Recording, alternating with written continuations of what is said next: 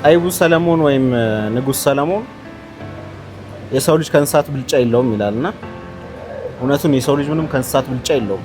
ምክንያቱም የሰው ልጅም እንስሳትም ይወለዳሉ፣ ያድጋሉ፣ ይሞታሉ። በመሃል ደግሞ ያው ተፈጥሯዊ ግዴታዎቻቸውን ይፈጽማሉ፣ ይበላሉ፣ ይጠጣሉ፣ ይራባሉ ምናምን እና ሌላም ነገር የሰው ልጅ ከእንስሳት ያን ያህል ብልጫ የለውም።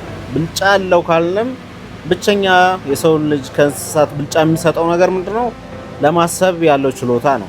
ወይም ደግሞ በጣም ሶፊስቲኬትድ የሆኑ የተወሳሰቡ ነገሮችን ኮምፕሬንድ አድርጎ ለህይወቱ በሚጠቅም መልኩ አቅልሎ ጥቅም ላይ ማዋሉ ነው ብዬ ነው ማስበውና በእርግጥ አንዳንድ ሰዎች ይህንን የማሰብ ጸጋም አይጠቀሙበትም። ስለዚህ በፍቃዳቸው ወደ እንስሳነት ይወርዳሉ ማለት ነው። ያው ለእንስሳቱ ስድብ ካልሆነ ነው ይሄም። እናም የሰው ልጅ ካሰበ መግለጽ ያሰበውን ነገር መግለጽ አለበት ወይም ደግሞ ሰልፍ ኤክስፕረስ ማድረግ አለበት ያንን ነገር። ለዛም ነው ግማሾቻችን ስዕል እንስላለን፣ ግማሾቻችን ሙዚቃ እንሞዝቃለን፣ ግማሾቻችን ልብ ወለድ ግጥም እንጽፋለን፣ አንዳንዱ ደግሞ ፋሽን ዲዛይነር ይሆናል። ሌላውም ደግሞ በየስራው በተለያየ የስራ ተሰማርቶ ክሬቲቭ በመሆን ህይወቱን ለማቅለልና በቤስት ፖሲብል ላይፍ ለመኖር ጥረት ያደርጋል። እና ይሄ ያው ሰው መሆናችን ነው። ፈጠራና ራስን ኤክስፕረስ ማድረግ እና የሰው ልጅ በአምላክ አምሳል የተፈጠረው ሲባል it's not about the facial features አፉን ምናምን ማለት ሳይሆን የአምላክን ኢኔት የሆነ ካራክተር ተጋርቷል ማለት ነው። ያም ፈጠራ ወይም መፍጠር የምንለው ነገር ነው ማለት ነው። ራሳችንን ኤክስፕረስ ከምናረግባቸው መንገዶች መሃል ለምሳሌ አሁን ዘመነኛው ነገር ምንድነው? ካሜራ ነው ወይም ደግሞ ራስን ቀርጾ መልቀቅ ምናምን አይነት ነገር ማለት ነው። ግን ሳምሃው ናቹራል አይደለም ካሜራ ካሜራ አንደኛ ኮልድ ነገር ነው።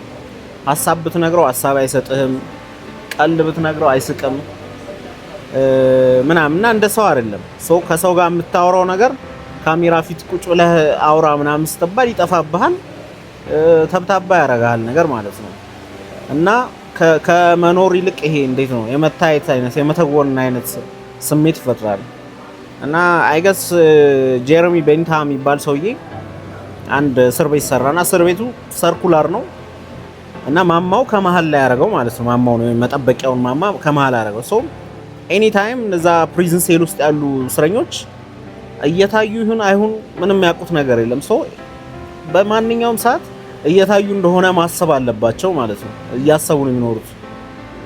እና ይሄን አይገስና ፉኮ መሰሉኝ the panopticon effect ይሉታልና በቃ ሁሌም እየታየህ እንደሆነ እንድታስብ ያደርጋል ህይወት።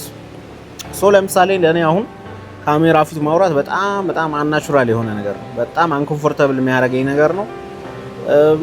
እና ሰማው ከማወራበት መንገድም ሌላ ጊዜ ከማወራበት መንገድም ዴቪዬት አደርጋለሁ ትንሽ አለ አይደለ ልክ አይመጣም። ነገር ግን ያው ኤክስፕረስ ለማድረግ ራስን ደግሞ ኖረን ነበር ለማለት ወይም ደግሞ በዚህ መንገድ ነው የምናስበው።